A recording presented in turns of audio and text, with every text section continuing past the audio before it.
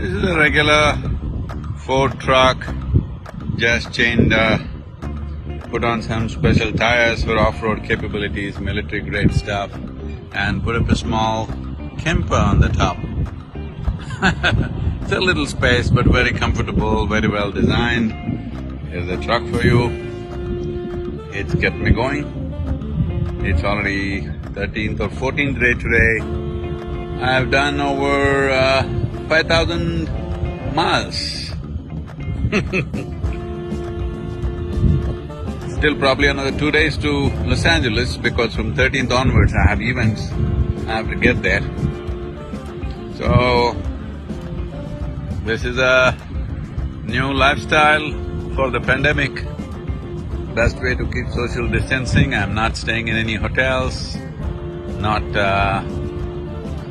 Here I have Adi Yogi going up there, and not staying in any homes, just sleeping and living in the camper.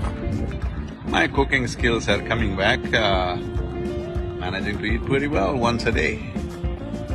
Rest of the time I'm driving every day, 700, 800 miles per day, except for those days when I have webinars where I stop, where there is some good Wi-Fi. And teams help me with that. Here I am.